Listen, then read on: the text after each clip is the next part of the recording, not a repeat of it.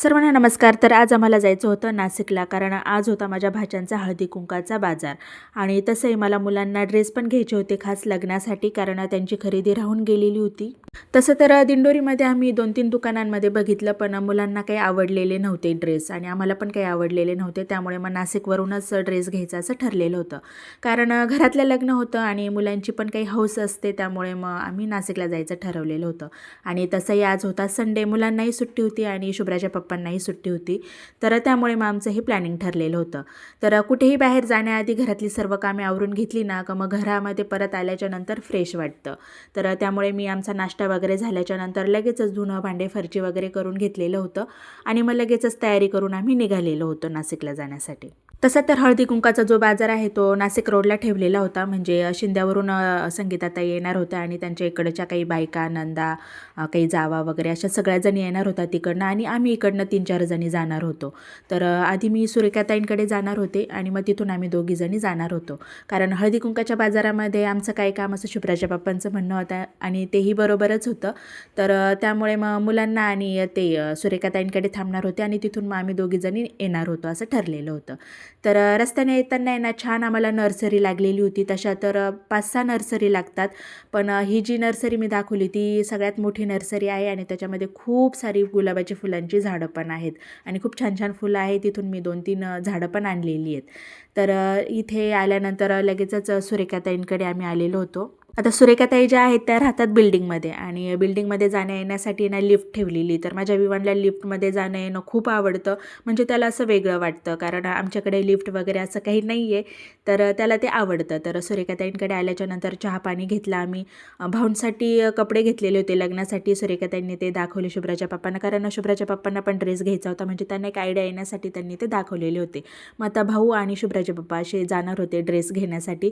तर हे छोटासा व्हिडिओ मी घेतलेला होता सुरेखाताईंच्या घरातला. हे आहेत आमचे टिलू दादा, सुरेखाताईंचा लहाना मुलगा. आणि सुरेखाताईंना घरामध्ये खूप मदत करू लागतात आणि सुरेखाताई नेहमी म्हणतात मला मुलगी नाही आहे, पण मग टिलू जे आहे ते सुरेखाताईंना प्रत्येक कामामध्ये मदत करू लागतात. तर सुरेखाताईंना त्याचं काहीही टेन्शन म्हणजे राहत नाही कामाचं वगैरे ते असल्यानंतर. त्यानंतर आम्ही लगेचच बाजारामध्ये आलेलो होतो, कारण सर्व बायका येऊन थांबलेल्या होत्या आणि आमचीच वाट बघत होते. तर आम्ही आल्याच्यानंतर लगेचच बाजाराला सुरुवात केलेली होती. तसं तर हळदी-कुंकाचा जो बाजार आहे तो माझा अगदी पहिलाच अनुभव होता. म्हणजे याआधी मी कधीही कुठल्याही हळदी-कुंकाच्या बाजाराला गेलेली नव्हती आणि त्यामुळे पहिल्यांदाच आलेली होती. तर कसा करायचा, काय काय वस्तू घेतात हे मला काहीही माहिती नव्हतं. सर्व काही माझ्यासाठी अगदी नवीन होतं आणि मी ते छान बघत होते, अनुभवत होती. सर्वात आधी ते सूप, कारण ही टोपली घेतलेली होती. म्हणजे छोटी आणि मोठी अशा दोन्ही टोपल्या घेतलेल्या होत्या. शिराई, चूल, म्हणजे असं जे जे लग्नासाठी आपल्याला ज्या ज्या वस्तू लागतात ना त्या सर्वात आधी इथे घेतलेल्या होत्या आम्ही. आणि प्रत्येक वस्तू घेतली ना की तिची सगळ्या बायका मिळून हळदी-कुंकू वाहून पूजा करत होतो. तर मीठ घेतलेलं होतं, हळदी-कुंकू घेतलेलं होतं, म्हणजे ज्या ज्या वस्तू लागेल ना त्या सगळ्या घेतलेल्या होत्या आम्ही. तर सुरुवात आम्ही इथून केलेली होती आणि आता वस्तू घेतल्या की त्याचा भाव वगैरे करण्याचं जे काम आहे ते आपल्या बायकांचं असतं. तर या ज्या आहेत ह्या संगीताताईंच्या नणंदबाई आहेत आणि त्यांनीच छान भाव वगैरे केलेला होता आणि सगळ्या गोष्टी परवडलेल्या पण होत्या. 2 पाट पण घेतलेले होते, एक चौरंग पण घेतलेला होता आणि सगळ्या जणींनी मिळून आम्ही छान त्याची हळदी-कुंकू लावून पूजा केली, पाया पडलो. कारण लग्नाची जी सुरुवात आहे ती इथूनच सुरू होते असं म्हणायला काही हरकत नाही. ते ह्या ज्या ज्या वस्तू आम्ही घेतलेल्या होत्या त्या सर्व एका टोपलीमध्ये जमा केलेल्या होत्या आणि ती टोपली जे उचलेल त्याने नाव घ्यायचं असं असं काही असतं असं मला काही माहिती नव्हतं.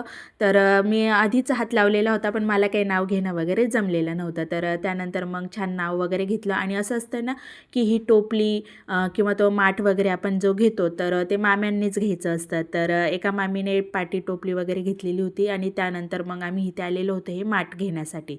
तर माठ पण घेतलेलं होतं छान, तिथेही छान भाव वगैरे केलेला होता ताईंनी आणि मग लगेचच सगळ्या जणींनी हळदी-कुंकू वगैरे लावला आणि ते माठ जे उचलण्याचं काम होतं ते मी केलेलं होतं.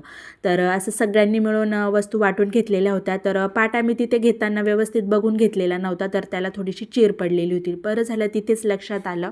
तर त्या ताई लगेचच ते बदलून आणण्यासाठी गेलेल्या होत्या. तर त्या बदलून येईपर्यंत इथे आमचं छान माठ वगैरे घेऊन झालेलं होतं. तर त्या हे असं छान सगळ्या सुवासिनींनी मिळून पूजा वगैरे करून घेणं एकदम वेगळंच छान वाटतं आणि छान अनुभव पण येतो आपल्याला पण.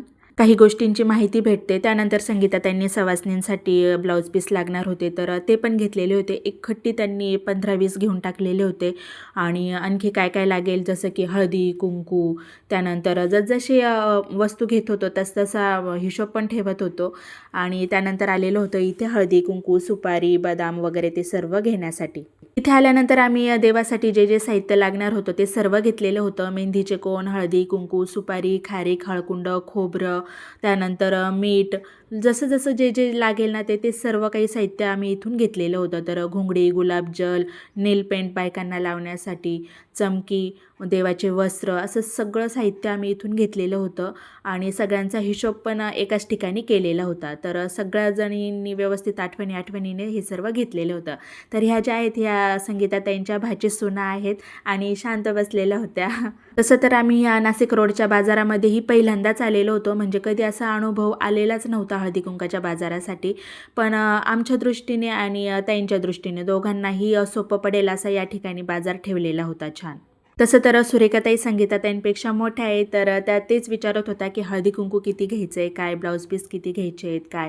तर असं सर्व काही नियोजन झालेलं होतं आमचं. आणि त्यानंतर मग फायनली हिशोब वगैरे केलेला होता. तर हिशोब आणि वस्तू किती काय घेतल्या, किती भाव लावला, ते लिहिण्याचं काम जे आहे ते माझ्याकडे आलेलं होतं. तर त्या सर्व वस्तू छान लिहिल्या, यादी केली आणि त्यांचा हिशोब पण काढलेला होता. आणि त्यांनी पण त्या ताईंनी पण छान वस्तूंमध्ये कमी जास्त थोडासा भाव करून दिलेला होता. त्यानंतर मग आम्ही सगळ्याजणी आलेलो होतो नाश्ता करण्यासाठी. तर नाश्ता करण्यासाठी सर्वात आधी संगीताताईंनी बुंदीचे लाडू दिलेले होते सर्वांना आधी, आणि त्यानंतर भेळ आणि मग पाववडा दिलेला होता. तर असा सगळ्या जणींनी मिळून छान नाश्ता केलेला होता. आणि त्यानंतर मला जायचं होतं साडी बदलवण्यासाठी, कारण मला जे साडीचा कलर आहे तो आवडलेला नव्हता. संगीताताईंनी जी आणलेली होती तर ती मला बदलवायची होती. तर मला ही अशी फेंट कलर आवडतात माझ्या कलरच्या दृष्टीने, पण संगीताताईंना काही आवडत नव्हते. संगीताताईंचं असं म्हणणं होतं की डार्क कलर घ्यायचे आणि लग्नामध्ये तशाच साड्या जास्त घातल्या जातात, तर त्यामुळे तू तसेच कलर चॉईस कर, असं आमचं चाललेलं होतं. तर जसं तसं आम्ही चॉईस केली. आणि हळदीसाठी पण आम्ही साड्या घेऊन टाकलेल्या होत्या.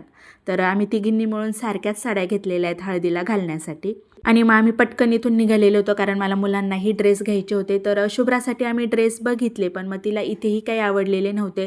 तर 2-3 दुकानं फिरलो. त्यानंतर मग विवानला ड्रेस घेतला, शुभ्राला ड्रेस घेतला आणि शुभ्राच्या पप्पांना राहून गेलेला होता, कारण घरी येण्यासाठी आम्हाला रात्र होऊन गेलेली होती. मग त्यांना आम्ही शेवटी फायनली दिंडोरीमध्येच घेऊ असं ठरलेलं होतं. त्यानंतर मग आम्ही लगेचच सुरेखाताईंना सोडलं आणि निघालेलो होतो. तर सुरेखाताईंचं आणि माझं तेच चाललेलं होतं की उद्या लवकर या सवासनींचा कार्यक्रम आहे. चला तर भेटूया पुढील ब्लॉगमध्ये. बाय.